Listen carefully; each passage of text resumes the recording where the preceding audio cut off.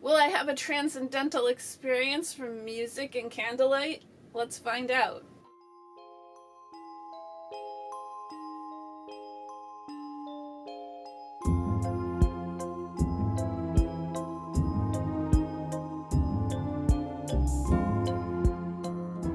Hey, so this is one part book review, sort of, and one part music review, sort of.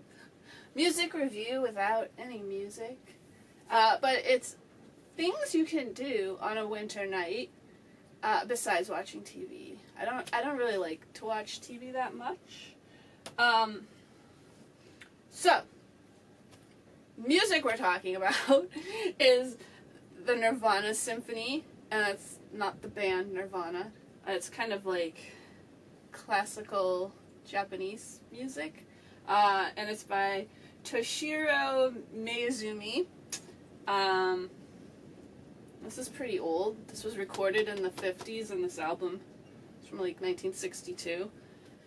So I had never heard of this album before, but about 6 or 7 years ago, I was reading this book. I worked in a bookstore at the time, and we had a whole back section of used novels that we would ship off to other places. But the cool thing about this back section, it was just rows and rows of these really tall bookshelves where I was the only person that would be there, so I could read books when I was supposed to be working.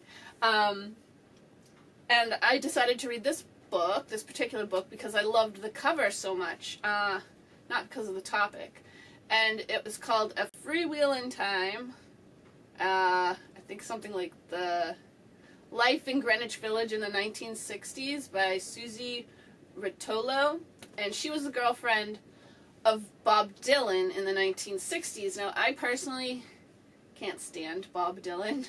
He has like one song I like, but it's a more recent song. It's called Lovesick. I don't mind his songs so much when other people are singing them, but I don't like his voice. I'm sorry, I don't. But, you know, my opinion of Bob Dylan really doesn't matter. But I decided to read this book because I just liked the cover and it sounded interesting, even though I had zero interest in Bob Dylan. And it turned out it was more about her. And I really enjoyed it. She had an interesting life. But the thing about that book is it has stuck with me. It has stuck with me, like I said, for 6 or 7 years. I think about that book, which is kind of interesting for having no interest in the people that it's about. So there must be something to it. Okay, so we almost had a cat disaster. I had to adjust the camera. It's very precariously perched on the couch, the camera, and the cat jumped up. It was going to be bad. Anyways, so this story stuck with me, and there was one particular part I just loved it. And I have had this picture of the page from this book on my phone for 7 years, and I've had other phones since then, but I always have this. I don't know why, it's kind of strange, but I've always had the picture of this page. I take a lot of pictures of pages, I don't know. And she's talking about the Nirvana Symphony. That's where I first heard about it, and it like this whole section just got me so interested. I took a picture so I wouldn't forget. And then I looked it up when I got home.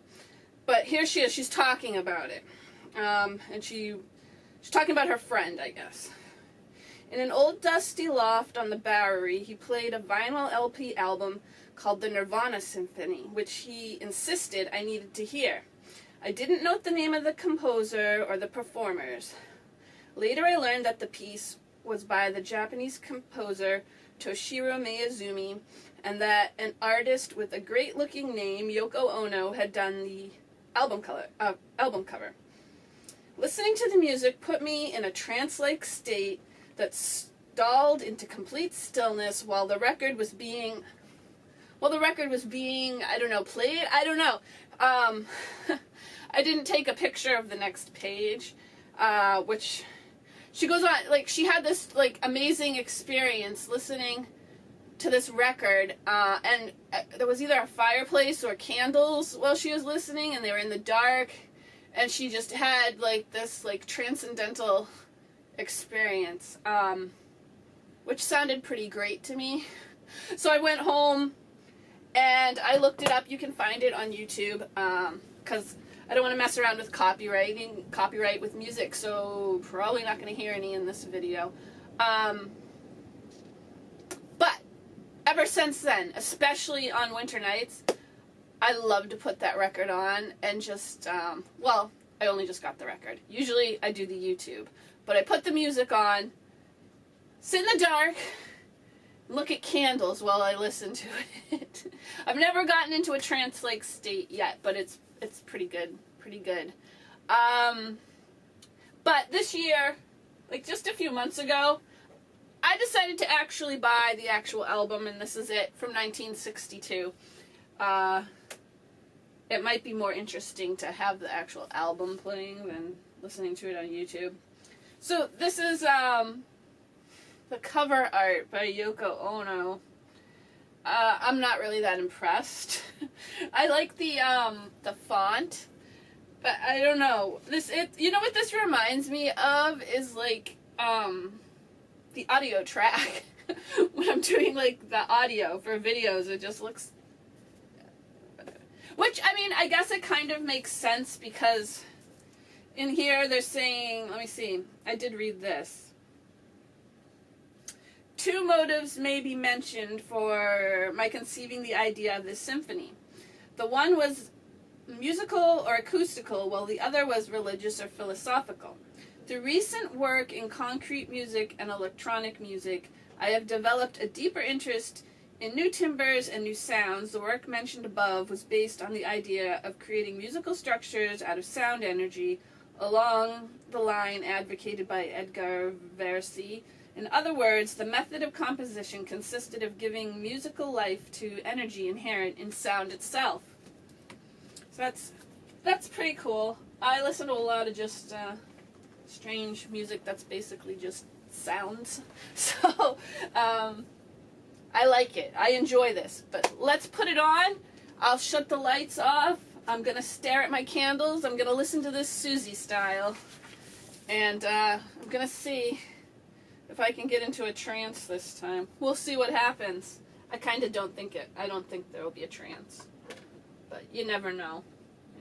I'm gonna get this going. I'm gonna turn the light off, and then I'll get back to you.